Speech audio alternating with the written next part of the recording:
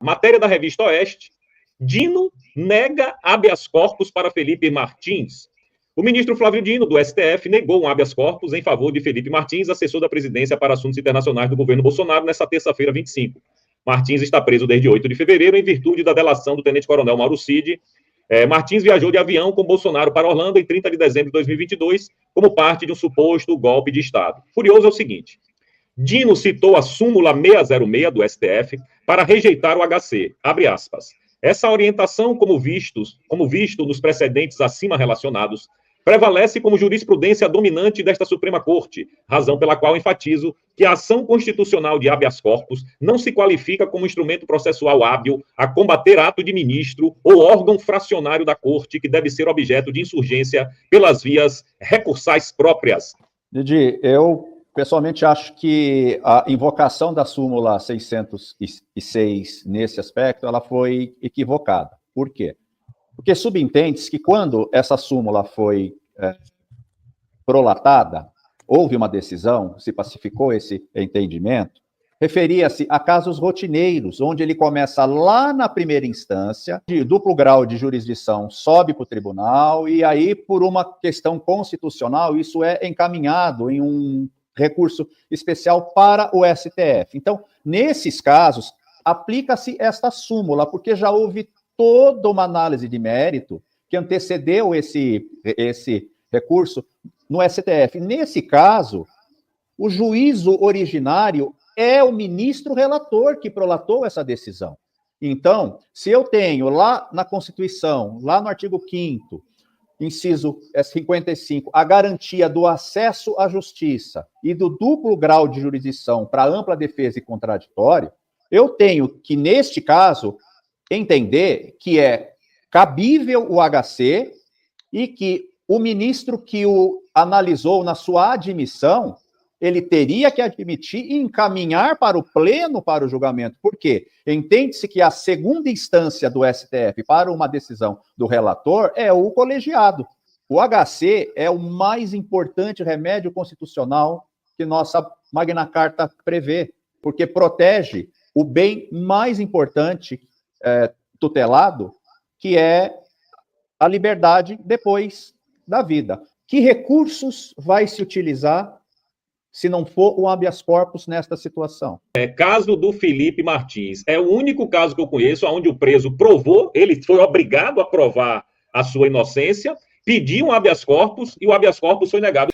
Então, esse caso é um dos casos que eu acho, tá, na minha opinião, vai ser um dos casos que vão, digamos assim, chamar mais atenção da comunidade internacional para o Brasil. Então, além dos evidentes casos dos presos do 8 de janeiro, o caso do Felipe Martins é algo tão absurdo e tão evidentemente absurdo que vai chamar muita atenção e vai ser um dos casos emblemáticos que vão fazer com que o Brasil receba essas sanções internacionais.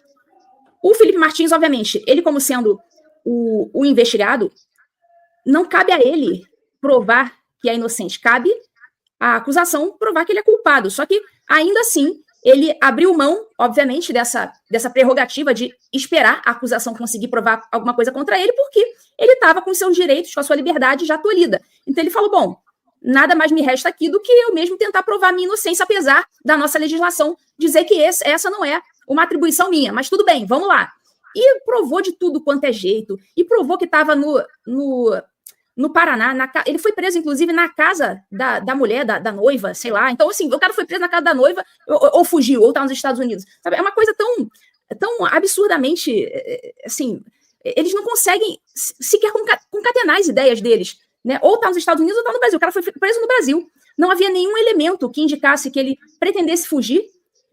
Ele apresentou recibo de Uber, recibo de hamburgueria, provou que pegou um voo para Curitiba no mesmo dia. De fato, a última vez que entrou foi em setembro de 2022 e apresentou tudo isso. Não tem mais o que fazer. Ele de fato, ele está sequestrado. É um preso político no seu sentido, assim, perfeito. É exemplo de livro. E agora essa questão relacionada ao habeas corpus, fui dar uma aula para meus alunos, eu não lembro qual era o tema, mas eu sei que foi um desses ministros, não sei se foi o André Mendonça, havia dado uma decisão no sentido de negar um habeas corpus sob esse mesmo argumento. que existe essa súmula que diz que não cabe habeas corpus de decisão de outro ministro e tudo mais. Foi o André Mendonça no caso de uma senhora de 60 e tantos anos que estava presa. E a gente estava discutindo esse caso em uma dessas aulas aí.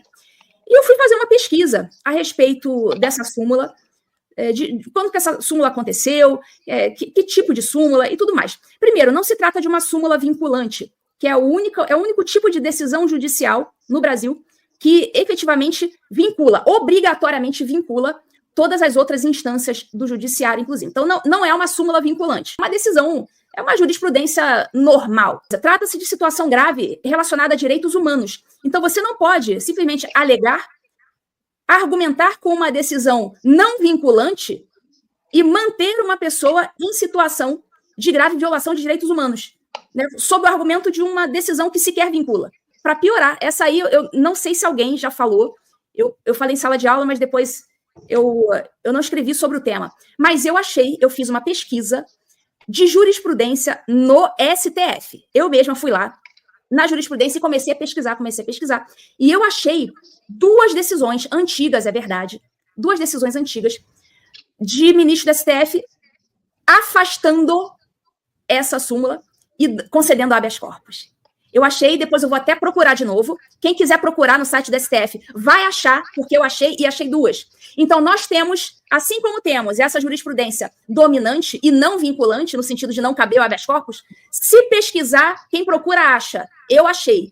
Tem pelo menos duas decisões na história do STF afastando a súmula e aplicando habeas corpus de forma monocrática contra a decisão de outro ministro. Então, não tem justificativa. Temos vários argumentos aí para afastar essa súmula. Primeiro, que se trata de violação grave de direitos humanos, você não vai alegar uma súmula não vinculante para afastar aquilo ali. E segundo, que a própria jurisprudência do STF, ainda que poucas vezes isso aconteceu já na história. Doutor Marcílio, eu queria ouvir o senhor na opinião geral do caso. Essa prisão foi embasada pela imprensa nacional através de uma matéria do Metrópolis que disse que ele tinha desaparecido, se escafedeu lá nos Estados Unidos, mantendo ele preso para tentar uma delação premiada? Seria esse o caso? Uma decisão desse porte não pode se basear numa matéria de jornal, em primeiro lugar, né? Já começa aí. A imprensa, o nosso judiciário desconfia da imprensa até o momento em que a imprensa serve para o seu intento, né? Matérias jornalísticas podem se equivocar. E, nesse caso, eu acho que ele comprovou, por A mais B mais C mais D mais E, que estava, de fato, equivocada. A decisão judicial que manda prender uma pessoa não pode se basear exclusivamente nisso. E não pode resistir a todas as demais comprovações que vão em contrário disso. É algo, eu concordo perfeitamente com a doutora Ludmila. A gente tem aqui um case que é de livro, é algo dantesco, caótico, do ponto de vista não apenas de jurisprudência ou de justiça, mas do ponto de vista de lógica. A gente está falando aqui de algo concreto, não é uma interpretação. A pessoa vai lá e mostra o recibo, eu não tive lá, tá o recibo aqui. Não, você ainda não me comprovou, mas o que mais que falta? O que se pressupõe é que exista, de fato, uma pressão para que haja uma delação. Me parece que essa é a única explicação política para essa decisão jurídica. Agora, se é isso, também parece que não vai acontecer, está claro, não é? Então, até quando isso vai durar? A gente tem 5 meses, salvo engano, de prisão, numa preventiva, sem apresentação de denúncia, nada. Isso é contra toda e qualquer jurisprudência. A gente está falando aqui de obedecer essa jurisprudência do STF, mas é jurisprudência a respeito de deixar uma pessoa 5 meses presa em prisão preventiva sem apresentação de denúncia. Essa que é abundante nacionalmente, aí a gente não observa. Né? A jurisprudência óbvia, e não é só do Brasil, uma jurisprudência fundamental de qualquer sistema penal e democrático, de que o ônus da acusação cabe ao Estado. Ele foi mostrando que ele esteve em outros lugares para mostrar que ele não esteve naquele do qual estava sendo acusado, e nada basta. Nada basta. Então, é bastante constrangedor para qualquer análise jurídica esse caso, porque não tem como explicar de uma forma jurídica a razão dele estar preso. E a respeito dessa súmula, quando os inquéritos, o inquérito 4781, hoje são 9 desdobramentos milhares, mas quando o 4781 iniciou-se em abril de 19, com a censura A Cruzoé, a capa, o amigo do amigo de meu pai, eu fui contratado pela revista e fui, inclusive, no meu currículo, eu fui o primeiro advogado a atuar nos inquéritos das fake news em razão da censura A Cruzoé, e quando a censura estava no seu curso, fizemos ali 2 medidas, uma reclamação constitucional para revogar a censura e um HC para trancar o inquérito em relação aos jornalistas que estavam sendo incluídos no inquérito, indevidamente. Então, eu passei por essa situação e houve exatamente essa decisão de que não cabia HC por contra a decisão individual, monocrática de ministro. É uma jurisprudência, uma virada de mesa jurisprudencial que se iniciou no inquérito e que a gente vê que vem se consolidando. Quer dizer, não é uma jurisprudência consolidada do STF, é uma jurisprudência consolidada do STF, como bem disse a doutora Ludmila, tem decisões anteriores, mas é uma jurisprudência consolidada do STF a partir dos inquéritos das fake news. Então a gente ali mudou o viés jurisprudencial e passou por cima de toda e qualquer jurisprudência que era pró-liberdade. Veja, o STF tem uma súmula vinculante, que é a número 14, que dá acesso aos advogados, obriga que os autos do inquérito sejam de conhecimento dos advogados. Uma súmula vinculante do STF que eles não cumpriram em diversos casos, inclusive nesse que eu mencionei da Cruzoé. Então, a gente tem uma virada de mesa jurisprudencial que faz com que não se possa analisar a visão do STF a respeito de nada que não seja a partir de 2019. 2019 para cá, há uma coerência, entre aspíssimas, que é a coerência do nós estamos em favor das nossas próprias decisões. Né? E tudo que afronta as nossas próprias decisões vai ser rejeitado, vai ser afastado. Parece que é essa jurisprudência que vem vigorando, apesar de súmula vinculante, apesar de não ter respaldo essas visões, apesar de, por exemplo, eu entendo a defesa ao apresentar esse HC. Esse HC é uma forma de você tirar do ministro e apresentar a um outro ministro a possibilidade de julgar o caso. Então tira-se do ministro Moraes e coloca-se na mão de outro ministro. Essa foi também a minha intenção lá atrás, em 2019. No entanto, isso acaba não dando em nada, porque qual é a outra opção? A outra opção é você esperar que haja um prosseguimento no processo, que o pleno, ou enfim, o colegiado vá avaliar aquilo, só que aquilo vai ao colegiado quando? Quando o relator quiser. Então você fica refém do desejo, da vontade ou do voluntarismo de um relator só. Um HC você tira da mão dele e joga na mão de outro ministro. É uma tentativa válida. No entanto, de novo, eles valem-se dessa jurisprudência que é protetiva. É uma jurisprudência, hoje a gente tem uma jurisprudência do STF nos inquéritos, que é uma jurisprudência defensiva e corporativa. O STF defende as suas próprias decisões. Isso parece que é a única coisa que vale. E o STF se autoprotege ali, se blinda, e ninguém pode fazer nada, porque eles são a última instância. Você vai recorrer para quem? Se eu não me engano, um dos dois casos que a doutora citou foi um julgamento de um HC pelo pleno, onde houve um empate entre os julgadores, e aí prevaleceu que, na dúvida, favoreceria o paciente. Tá? Eu venho sempre falando aqui que, em que pese não estejam cumprindo o que se determina o ordenamento legal, nós ainda temos que seguir a ordem. Né? Se não surtir efeito, servirá para uma coisa.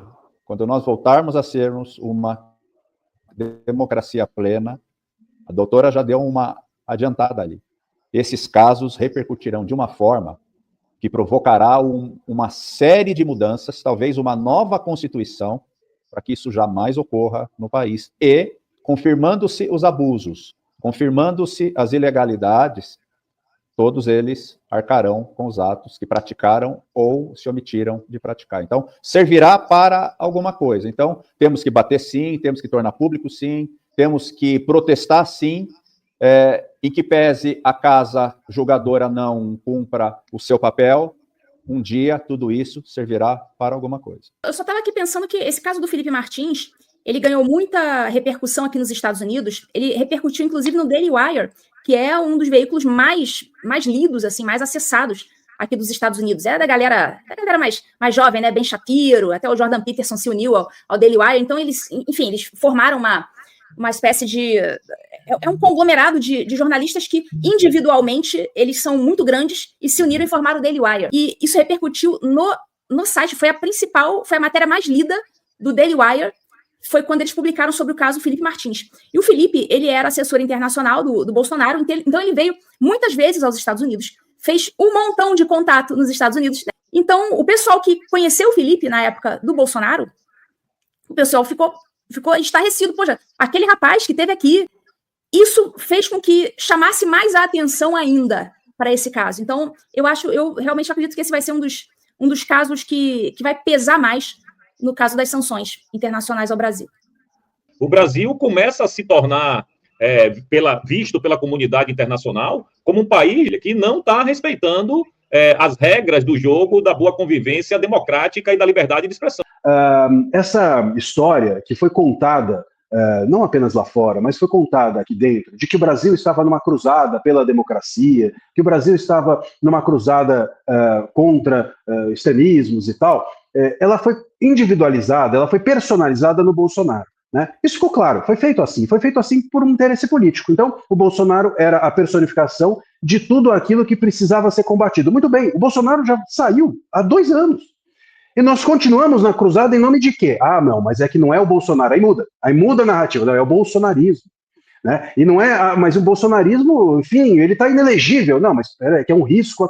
Tanto que a esquerda, é curioso que a esquerda esteja, até hoje, justificando as suas pautas no anti-bolsonarismo. Não tem um projeto da esquerda de país. Não existe um projeto. O projeto da esquerda é dizer, nós estamos aqui, somos a resistência à extrema-direita e isso basta. Dizer que alguém é extremado é uma forma de tornar aquela pessoa indigna de participar do debate público. Então, chamar tudo de extrema-direita é uma forma de inviabilizar o debate, inviabilizar o discurso, criminalizar e falar sozinho.